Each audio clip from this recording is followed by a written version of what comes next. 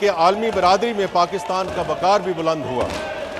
اس اثر اور بھرپور جواب دیا جس سے نہ صرف ہماری سرحدوں کا دفاع ناقابل تسخیر بنا بلکہ عالمی برادری میں پاکستان کا وقار بھی بلند ہوا۔ اس عظیم کامیابی نے یہ پیغام دیا کہ پاکستانی قوم ہر آزمائش میں متحد ہے اور مادر وطن کے دفاع کے لیے سیسا پلائی دیوار بن جاتی ہے۔ اسی قومی عزم اور یکجہتی کو بروئے کار لاتے ہوئے اب ہماری توجہ معاشی استحکام، ترقی اور خوشحالی کے حصول کی جانب مرکوز ہے۔ ہم نے جس جذبے سے قومی سلامتی کو مضبوط بنیادوں پر استوار کیا ہے، اسی خلوص اور حوصلے کے ساتھ ہمیں اپنی معیشت کو مستحکم اور عوام کی فلاح کو یقینی بنانا ہے۔ ہم نے پچھلے لگ بھگ سوا ایک سال کے دوران قومی اتحاد اور عزم کے جذبے کے ساتھ معاشی بحالی، اصلاحات اور ترقی کا سفر کامیابی سے طے کیا ہے، اور معاشی اصلاحات، مالیاتی نظم و ضبط اور ترقیاتی منصوبہ بندی کو یکجا کرتے ہوئے نہ صرف معیشت کو استحکام بخشا ہے بلکہ مستقبل کی بنیادیں بھی مضبوط کی۔ جناب اسپیکر، ہماری ترجیح ایک ایسی معیشت کی تشکیل ہے جو ہر طبقے کو ترقی کے ثمرات دے اور ماحولیات و وسائل کے تحفظ کو یقینی بناتے ہوئے دیر پا ترقی کا راستہ ہموار کرے۔ یہی ویژن ہمیں آگے بڑھاتا ہے، ایک ایسے پاکستان کی طرف جہاں ترقی ہر فرد کی دہلیز تک پہنچے اور قوم بحیثیت مجموعی خوشحال ہو۔ راہ پہ قائم، خوشحالی دائم، یہی ہمارا حزب، ہماری حکمت علمی اور ہمارا نعرہ ہے۔ جناب اسپیکر، ہم نے گزشتہ سال معیشت کی بہتری کے لیے کئی اہم اقدامات کیے جن کے نتیجے میں مالی نظم و ضبط میں نمایاں بہتری آئی اور ہمیں کئی کامیابیاں حاصل ہوئیں۔ جن میں سے کچھ کا ذکر کرنا چاہوں گا۔ ان میں جی ڈی پی کے 2.4% کے برابر پرائمری سرپلس کا حصول، افراط زر میں نمایاں کمی 4.7%۔ یاد رہے کہ صرف 2 سال پہلے افراط زر کی شرح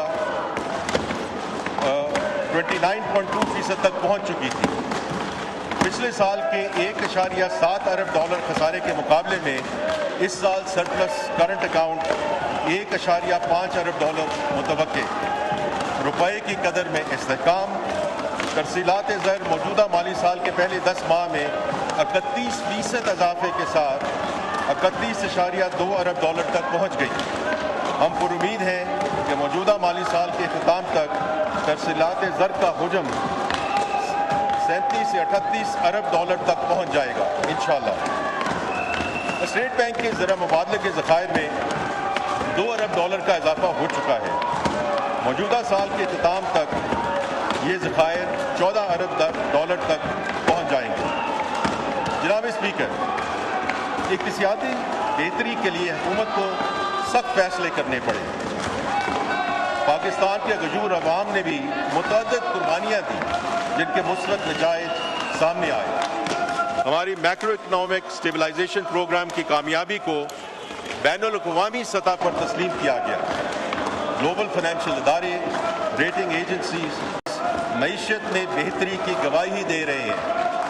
پی ڈبلیو سی کے مطابق کاروباری اداروں کے سربراہان کا معیشت میں بہتری پر اعتماد 49% سے بڑھ کر 83% تک پہنچ چکا ہے۔ اسی اعتماد کی بازگشت اوورسیز چیمبر کے تحت پاکستان میں کاروبار کرنے والے بیرونی سرمایہ کاروں میں بھی سنی جا سکتی ہے، جہاں بزنس کانفیڈنس انڈیکس میں تاریخی بہتری آئی۔ گیلپ کے مطابق بھی پاکستانی معیشت میں واضح بہتری آئی ہے اور ہاؤس ہولڈ فائنینشیل آؤٹ لک میں صرف پچھلے سی ماہی میں 27.5% اضافہ ہوا۔ اپسوس سروے کے مطابق پاکستان کے بہتر مستقبل کے حوالے سے عوام اور مقامی صارفین کی توقعات میں اضافہ ہوا ہے اور یہ 6 سال کی بلند ترین سطح پر پہنچ چکی ہے۔ فچ نے پاکستان کی ریٹنگ کو CCC+ سے بڑھا کر B- کرتے ہوئے معاشی مستقبل میں بہتری کی نوید دی ہے۔ موڈیز نے بھی معیشت میں بہتری کی نشاندہی کی ہے۔ Asian development bank, world bank اور IFC نے نہ صرف پاکستانی معیشت کے مستقبل پر اعتماد کا اظہار کیا ہے بلکہ پاکستان کے لیے قدیم فنانسنگ فراہم کرنے کا بھی اعلان کیا ہے۔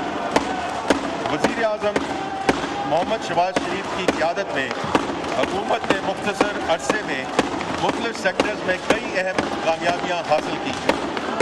میں ان کامیابیوں اور کچھ اہم اصلاحات کی تفصیل ایوان کے سامنے رکھنا چاہتا ہوں۔ سب سے پہلے FBR ریفارم۔ جناب اسپیکر، ہمارا سب سے اہم معاشی مسئلہ محصولات کے نظام کی مسلسل کمزوری تھی۔ پاکستان کی ٹیکس ٹو GDP ریشو 10% تھی، جو کہ ترقیاتی اخراجات اور ریاست کی انتظامی معاملات چلانے کے لیے ناکافی تھی۔ مزید برآں FBR کے مطابق پاکستان میں ٹیکس گیپ کا تخمینہ 5.5 ٹریلین روپیہ لگایا گیا، یعنی ہم آدھے سے زیادہ ممکنہ ٹیکس سے محروم تھے۔ یہ صورتحال ناقابل قبول تھی۔ اس خلا کو پُر کرنا نہ صرف ضروری تھا بلکہ ملک کو 14% ٹیکس ٹو GDP ریشو کی پائیدار ترقی کی راہ پر ڈالنا ناگزیر تھا۔ یہ بات روشن کی طرح یہاں ہو چکی تھی کہ FBR اس حل کا محض ایک حصہ نہیں بلکہ بنیاد ہے۔ FBR کو ٹرانسفارم کیے بغیر معیشت کو مستحکم کرنا اور قومی اہداف حاصل کرنا ممکن نہ تھا۔ اسی لیے وزیر اعظم کی سربراہی میں FBR ٹرانسفارمیشن پلان کا آغاز کیا گیا۔ People, process and technology. جناب اسپیکر، اس منصوبے کا محور ڈیجیٹل ٹرانسفارمیشن ہے۔ پاکستان میں پہلی مرتبہ معیشت اور ٹیکس نظام کے درمیان جامع ڈیجیٹل انٹیگریشن کا آغاز کیا گیا ہے۔ اس منصوبے کے تحت اٹھائے گئے اہم اقدامات میں ڈیجیٹل پروڈکشن ٹریکنگ کا آغاز چینی کے شعبے سے کیا گیا، جسے اب سیمنٹ، مشروبات، کھاد اور ٹیکسٹائل تک توسیع دی جا رہی ہے۔ بزنس ٹو بزنس لین دین کو دستاویزی شکل دینے کے لیے ملک گیر انوائسنگ کا اجرا، سیلز اور انکم ٹیکس کے لیے آرٹیفیشل انٹیلیجنس پر مبنی آڈٹ سلیکشن سسٹم، چاروں صوبوں میں پوائنٹ آف سیل نظام کی انٹیگریشن، اشیاء کی نقل و حمل پر نظر رکھنے کے لیے وے بلنگ، کسٹمز میں ملی بھگت کا ختم کرنے کے لیے فیسلیس آڈٹ نظام کا قیام، افسران کے لیے ڈیٹا کنٹرول یونٹ جو تمام ڈیٹا کی سینٹرلائز ویزیبلٹی فراہم کرے، اور جدید ٹیکنالوجی لانے کے مینڈیٹ کے ساتھ پرال بورڈ کی تشکیل نو ہو چکی ہے۔ جناب اسپیکر، ٹیکنالوجی کے ساتھ ساتھ ہم انسانی وسائل کی ترقی پر بھی بھرپور سرمایہ کاری کر رہے ہیں۔ آڈیٹرز کی کیپیسٹی بلڈنگ کے لیے نئی بھرتیاں کی گئی ہیں۔ شعبہ جاتی ماہرین اور آڈٹ مینٹورز کو کلیدی اکائیوں میں تعینات کیا گیا ہے تاکہ تربیت اور پیشہ ورانہ رہنمائی کے تسلسل برقرار رکھا جا سکے۔ افسران کو آڈٹ، قانون اور ڈیجیٹل مہارتوں پہ مبنی معظم تربیتی پروگرامز کے ذریعے اسکل کیا جا رہا ہے۔ پیچیدہ قانونی مقامات کی پیروی کے لیے صف اول کی قانونی فرموں کی خدمات حاصل کی جا رہی ہیں۔